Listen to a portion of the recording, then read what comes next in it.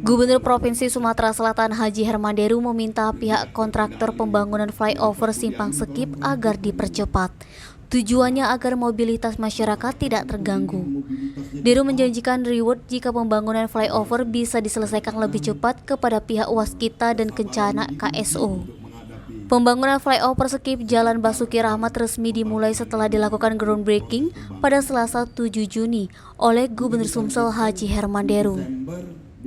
Jembatan layang ini diharapkan dapat mengatasi kemacetan lalu lintas yang sering terjadi di perempatan tersebut. Ini kalau terlambat pasti didenda, tapi kalau dipercepat saya kasih reward. Jadi kalau bisa jangan sampai harus nunggu Desember 2023, tapi kalau bisa dipercepat agar masyarakat dapat menikmatinya secara langsung.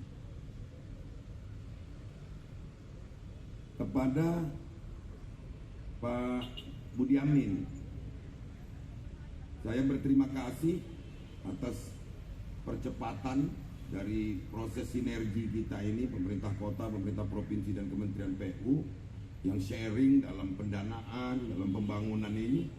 Ini tentu merupakan tolok ukur bagi sinergitas pemerintah kabupaten kota, provinsi, dan pemerintah pusat diwujudkan dalam bentuk-bentuk pembangunan. Tapi saya mengingatkan lagi Pak Budi Amin, di luar rasa terima kasih ini saya mengingatkan lagi tentang keluhan masyarakat di Jeruas, Betung Kayu, dan langsung ke Musirawas.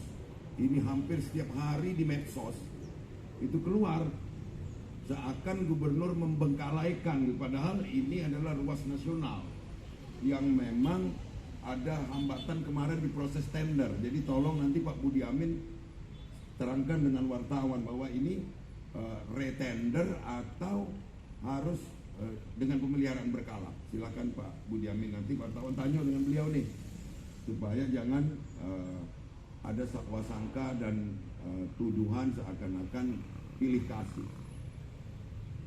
Terakhir, kepada masyarakat, atas nama pemerintah provinsi, atas nama pemerintah kota, juga atas nama Kementerian PU, menyampaikan permohonan maaf jika di dalam proses pembangunan ini terjadi perlambatan lalu lintas. Nabah Sumeko TV melaporkan. Dikarenakan proses pembangunan.